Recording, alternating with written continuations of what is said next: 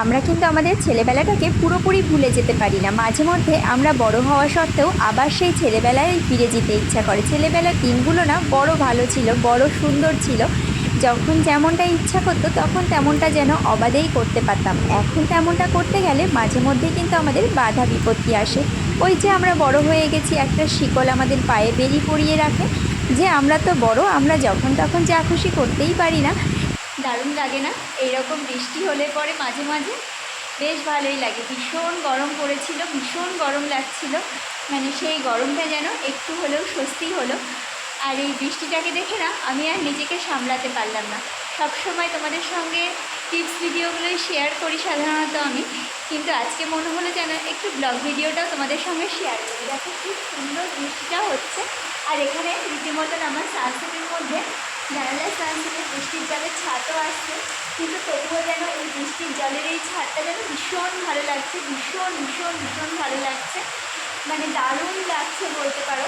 ওই জন্যই এই লোকটা যেন সামলাতে পারলাম না যে তোমাদের সঙ্গে এই ভিডিওটা একটু হলেও শেয়ার করে নিই। বিদ্যুৎও চমকাচ্ছে, মেঘ ডাকছে, মানে ভীষণ যে সকালবেলা এমন রোদ ছিল বোঝাই যায়নি যে এরকম একটা বৃষ্টিও হতে পারে। ভীষণ জলের ছাদ আসছে, আমি জানালাটা বন্ধ করে দিই। আমরা বৃষ্টি হয়ে ছাদে কেমন জল জমে গেছে, তো এই ছাদের জলটা ভাবছি আমি একটু ছাড়িয়ে দিয়ে আসি। তো সত্যি ভীষণ ভালো লাগছে, কিন্তু এইভাবে করে ছাদে জল জমে থাকলে ছাদের ক্ষতি হয়, তাই আমি ছাদের জলটা একটু ছাড়িয়ে দিই। আচ্ছা দেখো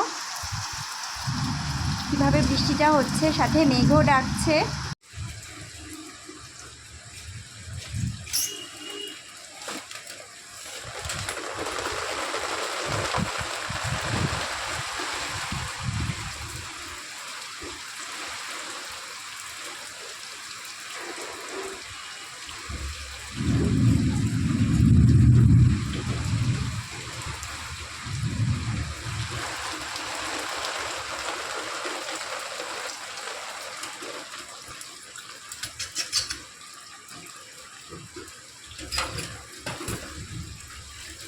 ভীষণ জোর বৃষ্টি হচ্ছিল, মানে ছাতাতেও মনে হচ্ছে যেন মানাচ্ছে না। আমি শুধুমাত্র একটু ছাদে গেছি, তাতেই এই অবস্থা।